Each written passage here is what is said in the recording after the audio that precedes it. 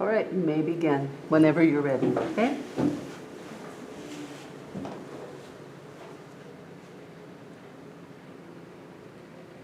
Okay, so my speech is going to be on a complete switch to renewable energy is the way to go. A big question that has been discussed for the past 100 years is, can clean energy replace fossil fuels? So clean energy is renewable energy that is collected from renewable resources that are naturally replenished on human timescale. Clean energy is that, when utilized, does not pollute the atmosphere, creating little to no greenhouse gases. Greenhouse gases like carbon dioxide, chlorofluorocarbons, and methane are very damaging to the Earth's atmosphere. Renewable energy is a great invention because it is more environmentally friendly and cheaper. Renewable energy sources like the sun, wind, water, biomass are examples. World energy demand is projected to rise 1,000 exajoules or more by 2050 if economic growth continues its course of recent decades. Fossil fuels are combustible materials such as oil, coal, and natural gas that are derived from the remains of formerly living materials like plants and animals. Fossil fuels as a source of energy are limited and cause numerous environmental effects. The only benefit I could take into account from fossil fuels is the reliability for now. Other than that, it's a cheaper option for providers of energy, so people who provide the resources like gas. How the demand of fossil fuels is perceived is that it dominates some foreign policy decisions that have led to political protest movements. So critics of fossil fuels also contend that the continued use of fossil fuels may lead to catastrophic environmental repercussions. Greenhouse gas emissions from human activities strengthen the greenhouse effect, contributing to climate change. Most of its carbon dioxide burning fossil fuels like coal, oil, and natural gas are very dangerous to the lithosphere, and the lithosphere is the atmosphere of the Earth. And coal contains impurities such as mercury, arsenic, chromium, thorium, and lead, which are released into the air during combustion. So whenever it's used in the process, coal burning is our primary source of airborne mercury, along with trace levels of uranium and thorium. If you were to be exposed to more radioactivity living next to a coal power plant next to a nuclear plant, assuming no incidents at the nuclear plant. The major contributors to greenhouse gases cause much harm to the planet because when the fossil fuels are burned, they produce carbon dioxide that expels into the air, which causes carbon emissions to rise, which then warms the Earth. So the rise of Earth's temperature will cause glaciers to melt, putting the animals in the colder climate at high risk of extinction, and causing sea levels to rise. Not only will it have weather effects like continuous hurricanes, but a higher troposphere layer, which it's more possible for drought waves, forest fires, and hurricanes or destructive floods. Not only will greenhouse gases affect the Earth, but it will also affect humans. So increasing the percentage of carbon dioxide in the air causes suffocation of living organisms, so humans mostly. And it also threatens the existence of life on planet Earth. So a high concentration of carbon dioxide causes narcosis. If you don't know what narcosis is, it's like suffocating. So if you were in a room, if this room were to rise by 5% in carbon dioxide, it is enough to kill all of us.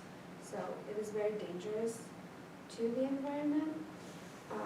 And enough CO2, which is carbon dioxide, increased the cerebral blood flow and intracranial pressure could be affected in your body. There is a domino effect when using dirty energy to power our everyday lives so much that it could cost us them. The solution to one of the renewable energy sources in the Midwest that could be most efficient is the use of wind power. So wind power is the use of kinetic energy and moving air to generate electricity. Wind turbines are already in places across the United States, and with recent plans accelerating in the U.S., energy transition include a doubling of offshore wind power to over 40 gigawatts of capacity, which could be used to power the civics. New York, Massachusetts, and other states with shallow coastal waters have big and growing plans of offshore wind. Not all coastlines are shallow and easy to build on, so new designs adapted where wind power can be produced, and floating turbines produce far more power than those onshore or nearshore on land. Another source of renewable energy is solar, so solar panels. It is costless and readily available form of energy that can be shown to be one of the cleanest and most plentiful energy, like renewable energy sources. So various large-scale, like solar panel facilities are being utilized to minimize pollution and carbon emissions generated by fossil fuel energy in many nations across the world. The power of the solar panel is influenced by a variety of diverse variables. Solar panels can be used to place on top of buildings, homes, grocery stores to power electricity. The obstruction of clouds causes minor variations in the output power of the solar panels, making the power forecasting more difficult, but that problem can be solved with a cloud trajectory tracking system on cloud photos taken from the ground. With the continuous improvement of the level of solar energy development and utilization, the proportion of solar panels connected to the grid is increasing. So we're adapting more to using solar panels and renewable energy. They already, I think there's 75,000 schools in the world that use solar panels already, and it saves a lot of money and adds more funds to schools for like textbooks, just like school things, and the money could also go towards the teachers as well. Switching to renewable energy from dirty fossil fuels, schools can save critical dollars on their electricity bills and use more towards the school's proceeds. Monica Embry from the Greenpeace Foundation stated that the opportunity for schools to go scholar is enormous, and thousands of schools have already flipped the switch. The momentum towards schools is part of the larger movement of people calling for our communities to be powered with 100% renewable energy, a noticeable and necessary shift away from our fuel-dependent economy. Monica also stated that, imagine if every school in the country was powered by clean, affordable, renewable energy. Schools everywhere could have solar arrays on their roof to power their classrooms, provide important learning opportunities for the students, and save. Implementing renewable energy practices will help to lower the amount of greenhouse gases released into the Earth's atmosphere each year. So if the human population wanted to save for the years coming, although we would all need to consume less. With my own judgment, what the future would look like if the world ran on renewable energy sources is there would be more Teslas.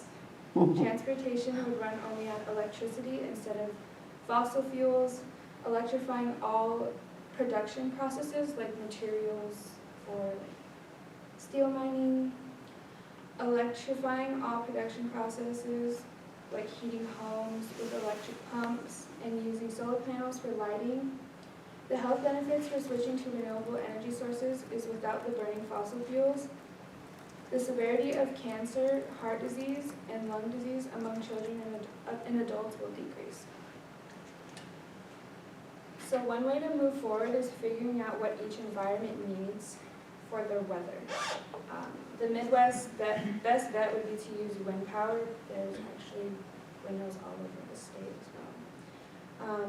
With high wind rates during the fall and winter season, and possibly using hybrid sources of renewable energy like solar panels. That's my line. Okay, almost done. Possibly using hybrid sources of renewable energy like solar panels alongside wind turbines. The coastal cities can use hydropower in ocean fronts to place turbines that collect energy in the water when the waves move, and can also use wind power placed above water to generate more electricity.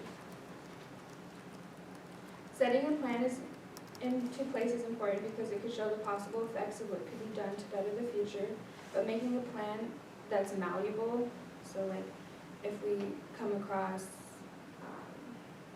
challenges, then we can change the plan as well. A major step is making the population aware, so when building their future home or looking for resources, it can help to spread awareness and lean towards cleaner energy options. And they're also cheaper. And up here is different types of energy that you can use. Geothermal is used through in Antarctica, like Iceland. They use liquid energy and they transform it along with oil, natural minerals, and they use that to power again. Wind energy, which is used to using kinetic energy from the wind. And solar, which is using the sun. Hydro, a lot of places along coastal cities that have a little more evolution to them have hydro or turbines next to the ocean fronts, and whenever the waves go over them, it builds up kinetic energy and they use that to power the systems. And biomass. Biomass is it's the little swamps. You can get biomass from that. But a lot of biomass is going down because of carbon emission rates they're raising. So losing a lot of our environment as well. And that is my speech.